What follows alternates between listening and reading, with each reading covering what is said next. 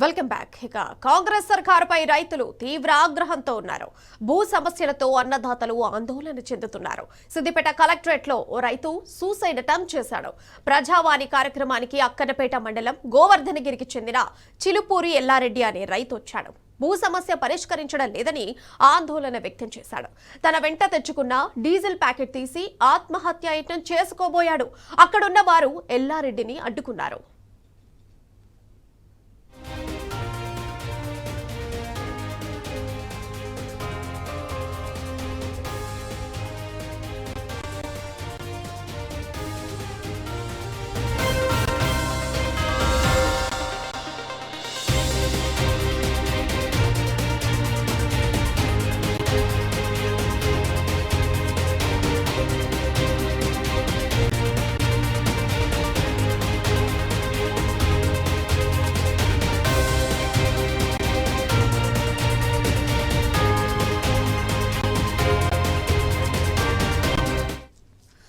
ఇక కాంగ్రెస్ సర్కార్పై రైతులు తీవ్ర ఆగ్రహంతో ఉన్నారు. భూ సమస్యలతో అన్నదాతలు ఆందోళన చెందుతున్నారు. సిద్దిపేట కలెక్టరేట్ లో ఓ రైతు సూసైడ్ అటెంప్ట్ చేశాడు. ఈ అంశానికి సంబంధించిన సమాచారం మా ప్రతినిధి రంగాచారి ఫోన్ లైన్ ద్వారా అందిస్తారు. రంగాచారి, సూసైడ్ అటెంప్ట్ కి సంబంధించిన పూర్తి డీటెయిల్స్ ఏంటి? Good evening Priya. ఇది సిద్దిపేట జిల్లా కలెక్టరేట్ లో ఈ రోజు ఒక రైతు ఆత్మహత్యకు పాల్పడడం కొంత చర్చనీయాంశమైంది. అక్కడ కలకలం కూడా రేగింది. ముఖ్యంగా ఇటు హుస్నాబాద్ నియోజకవర్గ పరిధిలోని అక్కన్నపేట మండలం గోవర్ధనగిరి గ్రామానికి సంబంధించిన చేపూరి ఎల్లారెడ్డి అనే ఒక రైతు ఈ రోజు కలెక్టరేట్ లో జరిగినటువంటి ప్రజావాణికి రావడం జరిగింది. ప్రజావాణిలో తన భూ సమస్యకు సంబంధించిన సమస్యపై కలెక్టర్ కు విన్నవించుకోవడానికి రావడం జరిగింది. అయితే గత 20 నెలలుగా కొత్తగా కాంగ్రెస్ పార్టీ ప్రభుత్వం వచ్చినప్పటి నుంచి కూడా ఆయన ప్రజావాణికి అక్కడ తహసీల్దార్లకు కూడా తన సమస్య మొరపెట్టుకుంటున్నటువంటి పరిస్థితి ఉందని ఆయన ఈ సందర్భంగా చెప్పడం జరిగింది. తనకు గ్రామంలో ఉన్నటువంటి 10 ఎకరాల భూమికి సంబంధించి అది పెట్టినట్టుగా వాళ్ళు చెప్తూ ఉన్నారు. అట్లా అతను చెప్పడం జరిగింది. దాంతో పాటుగా అట్లాగే 17 ఎకరాల భూమిని తాను సొంతంగా కొనుగోలు చేసినటువంటి ఒక భూమి కూడా అక్కడే ఉంది. ఆ భూమిని కూడా వీళ్ళు అధికారులు ఏదైతే కొత్తగా ఏర్పాటు చేసినటువంటి భూభారతికి సంబంధించిన దాంట్లో అభయన్స్ లో పెట్టినట్టుగా వాళ్ళు ఆయన చెప్పడం జరిగింది. దీంతో ఆయన తీవ్రమైనటువంటి మనస్తాపానికి గురై అతను ఏకంగా ఆ ప్రజావానికి వస్తున్న క్రమంలో ఆయన అందులో తన దగ్గర ఒక డీజిల్ ప్యాకెట్ ను తనతో పాటుగా ఒక అగ్గిపెట్టెను కూడా వెంట పెట్టుకుని వచ్చాడు. అయితే అతన్ని పూర్తిగా అక్కడ కొంతసేపు ఆయన ప్రజావాణి హాల్లో కూర్చుని ఆయన దుఃఖిస్తున్నటువంటి పరిస్థితి ఏర్పడింది. అక్కడే ఉండి ఏడుస్తూ ఆయన ముందుకు వెళ్ళడానికి కూడా ప్రయత్నం చేస్తున్న క్రమంలో పోలీసులు అక్కడ అడ్డుకున్నటువంటి పరిస్థితి. అక్కడ ఉన్నటువంటి కొంతమంది సిబ్బంది, కలెక్టరేట్ సిబ్బంది కూడా ఆయన ముందుకు వెళ్లకుండా, కలెక్టర్ కలవకుండా కూడా ప్రయత్నం చేసినటువంటి పరిస్థితి ఉంది.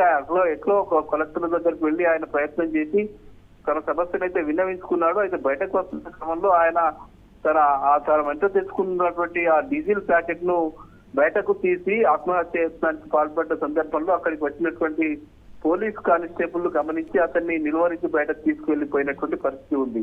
అంటే రైతుల పరిస్థితికి ఇది ఒక ఉదాహరణగా మనం చెప్పుకోవచ్చు. ముఖ్యంగా తెలంగాణ రాష్ట్రంలో కావచ్చు, ఇటు సిద్దిపేట జిల్లాలో కావచ్చు, మిగతా ఉమ్మడి జిల్లాలో కావచ్చు, రైతులు అనేక సమస్యల మీద అధికారుల దగ్గరికి తిరుగుతున్నప్పటికీ కూడా వీళ్ళు పట్టించుకునేటువంటి పరిస్థితిలో లేరు. అటు తహసీల్దార్లు కానీ మిగతా అధికారులు కానీ పట్టించుకునేటువంటి పరిస్థితిలో లేని సందర్భంలో రైతులంతా కూడా ఇట్లా ఒక ఆత్మహత్యల వైపు మళ్ళేటువంటి ఒక దయనీయ స్థితి వాళ్ళ మరొకసారి తెలంగాణ రాష్ట్రంలో ఉన్నటువంటి పరిస్థితి ఉంది. గతంలో అయితే కొంత ధరణి పోర్టల్ ద్వారా రైతులకు భూమికి సంబంధించిన ఒక రక్షణ కవచం లాగా అది పనిచేసింది, రక్షణ కవచం లాగా ఉంది.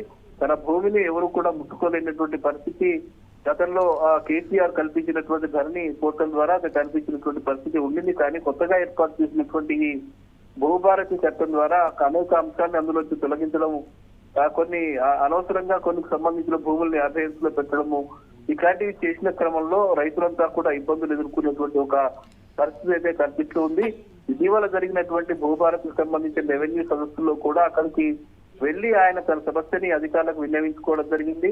ప్రత్యేకంగా ఆయన తహసీల్దార్ కార్యాలయంలో, అక్కడ అక్కన్నపేట తహసీల్దార్ కార్యాలయంలో కూడా పలుమార్లు తన సమస్యను పరిష్కరించాలని రంగచారి ఆయన భూ సమస్య గురించి వివరించిన తర్వాత అధికారులు ఎట్లా రెస్పాండ్ అయినారో, ఆయన సూసైడ్ అటెంప్ట్ చేసుకోవడానికి స్పెసిఫైడ్ గా రీజన్ ఇదేనా?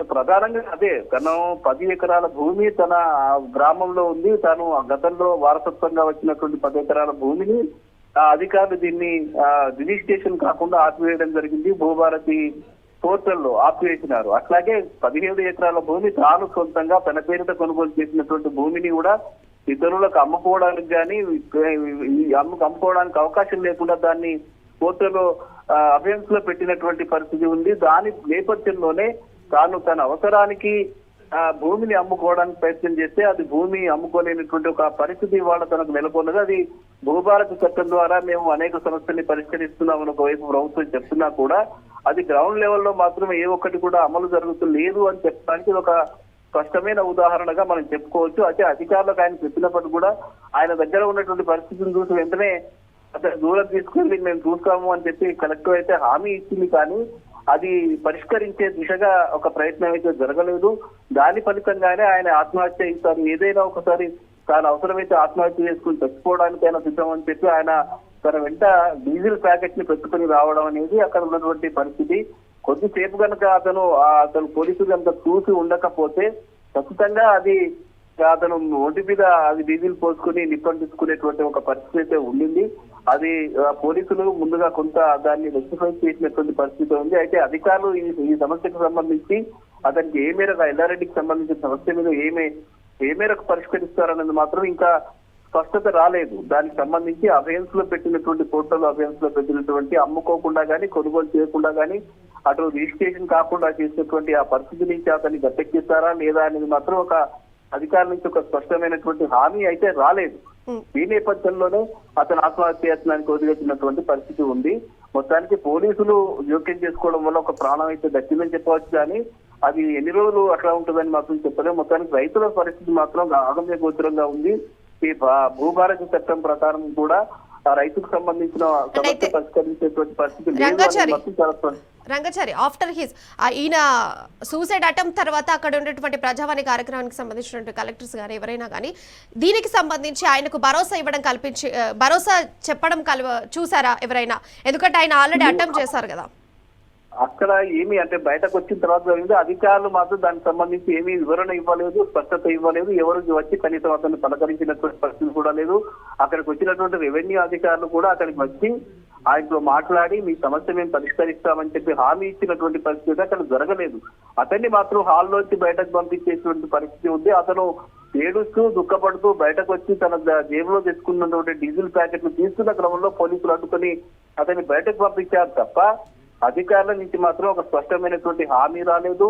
అతనికి మేము భూమికి సంబంధించిన సమస్య పరిష్కరిస్తామని చెప్పి అధికారులు ఎవరు కూడా అతనికి చెప్పలేదు. అయితే మరి ఇది అధికారుల వద్ద నుంచి వచ్చినట్టు స్పందన ఒక రకంగా రెవెన్యూ అధికారులు ఎవరు కూడా అతని సమస్యలు పట్టించుకోలేదని మనం స్పష్టంగా చెప్పవచ్చు. ఇది ఇక్కడ ఉన్నటువంటి పరిస్థితి ప్రియా. అండ్ ఇంకొకటి రంగాచారి, అండ్ ఆయన పలుమార్లు ప్రజావాణి కార్యక్రమానికి వచ్చి కంప్లైంట్ చేసినటువంటి అంశాలు ఏమైనా ఉన్నాయి? ఎందుకంటే తన వెంటే ఒక డీజిల్ ప్యాకెట్ తెచ్చుకోవడం అని అంటే నిజంగా ఇప్పుడు ఈసారి న్యాయం జరగదు అనేటువంటి అంశంలో ఆయన ఉండి అక్కడికి వచ్చారు. అసలు పరిస్థితి ఏంటి? అదే చాలా స్పష్టంగా అతనికి అర్థమవుతుంది. అధికారుల చుట్టూ చాలా రోజులుగా తిరుగుతూ ఉన్నాడు ఆయన. ఈ ప్రభుత్వం వచ్చిన తర్వాత ఈ అభయన్స్ లో ఎందుకు పెట్టారు, ఇది ఈ భూభారతి పోర్టల్లో పెట్టిన తర్వాత దీన్ని ఎందుకు ఆపేసిండ్రు అని చెప్పి ఆయన చాలా సందర్భాల్లో అక్కడ లోకల్ గా అక్కన్నపేటకు సంబంధించిన తహసీల్దార్ కార్యాలయంలో కూడా ఆయన వెళ్లి పలుమార్లు రిక్వెస్ట్ చేయడం జరిగింది, దరఖాస్తులు ఇవ్వడం జరిగింది. అట్లాగే ఈ భూభారతికి సంబంధించిన రెవెన్యూ సదస్సులు కూడా చాలా గ్రామాల్లో జరిగాయి. అట్లాగే గోవర్ధనగిరి గ్రామంలో కూడా రెవెన్యూ సదస్సు జరిగింది. అధికారులు అక్కడికి వచ్చారు. ఆ అధికారులు వచ్చినటువంటి సందర్భంలో కూడా తన సమస్యని ఆయన అక్కడికి వచ్చినటువంటి రెవెన్యూ అధికారులకు మండల స్థాయి అధికారులు ఆయన విన్నవించడం జరిగింది. చాలా రోజులుగా ఈ సమస్య మీద ఆయన తిరుగుతూ ఉన్నాడు. కానీ అధికారుల నుంచి ఇప్పటి వరకు కూడా ఒక స్పష్టమైనటువంటి పరిష్కార దిశగా అతనికి ఎలాంటి అది లభించలేదు. ఫలితంగానే ఆయన ఈ రోజు ఇక నేను బతకడం కూడా వేస్తూ ఈ సమస్య పరిష్కరించే పరిస్థితుల్లో లేదు. తన 10 ఎకరాలు తన వారసత్వంగా వచ్చినటువంటి 10 ఎకరాల భూమికి సంబంధించి సమస్య పరిష్కారం కావడం లేదు. అట్లాగే తాను కష్టపడి కొనుగోలు చేసుకుంటున్నటువంటి 17 ఎకరాలకు సంబంధించిన భూ సమస్య కూడా పరిష్కారం అయ్యేటువంటి పరిస్థితి లేదు. ఇక తన తావు ద్వారానైనా తన సమస్య పరిష్కారం అవుతుందనే ఒక గట్టి నిర్ణయంతో ఇక్కడికి వచ్చినట్టుగా చాలా స్పష్టంగా అర్థమవుతుంది. ఎందుకంటే అతని వెంట తెచ్చుకున్నటువంటి ఆ డీజిల్ ప్యాకెట్ కావచ్చు, ఆ అక్కిపెట్టె కావచ్చు, అంటే ఆయన బయటకు వచ్చి ఆత్మహత్య చేసుకోవడానికి చాలా స్పష్టమైనటువంటి నిర్ణయంతో ఆయన వచ్చినట్టుగా చాలా స్పష్టంగా అర్థమవుతూ ఉన్నది. అయితే ఇక్కడికి ఈ సంఘటన జరిగిన తర్వాత కూడా అతనికి రెవెన్యూ అధికారుల నుంచి మాత్రం ఒక స్పష్టత రాలేదనే చెప్పవచ్చు. వాళ్ళు ఇంకా ఏం చేస్తారనేది మాత్రం ఇప్పుడు మనం వేచి చూడాల్సిన అవసరం అయితే ఉంది. Right Rangachari, thank you. మొత్తంగా ఒక భూ సమస్యపై స్పష్టమైన పరిష్కారం రాలేదని చెప్పి ఒక రైతు ఇవాళ సూసైడ్ అటెంప్ట్ చేసుకోసాగారు. ఇక ప్రజావాణి కార్యక్రమానికి తన సమస్య విన్నవించుకోవడానికి వచ్చినటువంటి ఒక రైతు పలుమార్లు తిరిగినా ఇక్కడ ఎట్లాంటి న్యాయం జరిగేటువంటి అంశం లేదని చెప్పేసి తనకు తాను అర్థమై, ఎందుకంటే ఆయన బ్యాగ్ లో ఆల్రెడీ ఒక డీజిల్ ని కూడా తెచ్చుకోవడం జరిగింది, ఒక ప్యాకెట్. ఎందుకంటే ఆయన ఇది వరకు ఒక 4-5 సార్లు, అంటే చెప్పలేము కానీ ఎన్నిసార్లు తిరిగారో మనకు తెలియదు, కానీ దానికి సంబంధించి పలుసార్లు తిరిగినప్పటికి కూడా అక్కడ ఎట్లాంటి ఆయనకు భూ సమస్యకు సంబంధించి న్యాయం జరగలేదు. ఆయన కష్టపడి సంపాదించుకున్నటువంటి ఒక 15 ఎకరాల పొలాన్ని కూడా అక్కడ భూభారతి పోర్టల్ చట్టం ద్వారా అసలు అమ్ముకోవటానికి కానీ కొనుగోలు చేయడానికి కానీ ఎట్లాంటి వీలు లేకుండా ఇటువంటి అంశం ఆయనకు ఎదుర్కొన్నది. సో ఈ సమస్య గురించి తహసీల్దార్ కార్యక్రమం, లోకల్ తహసీల్దార్ కార్యక్రమానికి పోయినా అక్కడ ఎన్నిసార్లు అప్లికేషన్స్ పెట్టుకున్నా అక్కడ ఆయనకు జరగలేదు. ప్రజావాణి కార్యక్రమానికి వచ్చి కూడా అధికారులకు ఎంత విన్నవించుకున్న అప్లికేషన్స్ పెట్టుకున్నా కూడా వాళ్ళు కూడా పట్టించుకున్నటువంటి పరిస్థితి ఏర్పడి ఈ రోజు స్వయాను తనే వెళ్ళి ఒక డీజిల్ ప్యాకెట్ తో ఒక సూసైడ్ అటెంప్ట్ చేశారు.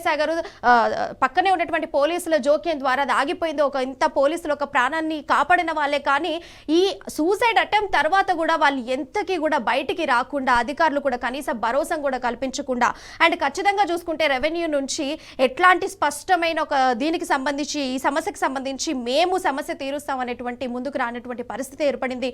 అందుకు గాని ఇవాళ మనం కొన్ని రోజులుగా, కొన్ని నెలలుగా చూస్తున్నాం రైతులు ఎంతో మంది సూసైడ్ అటెంప్ట్ చేసుకొని కొంతమంది చనిపోయిన వాళ్ళు ఉన్నారు, కొంతమంది మృత్యువాత పడ్డ వాళ్ళు ఉన్నారు, పొలంలోనే పురుగుల మందు తాగి చనిపోయిన ఇట్లాంటి కేసెస్ మనం ఎన్నో చూస్తున్నాను. గత 15-18 నెలల నుంచి రైతులు ఎంతో మంది, దాదాపుగా చాలా మంది చనిపోయినటువంటి పరిస్థితి మనకు కనిపిస్తుంది.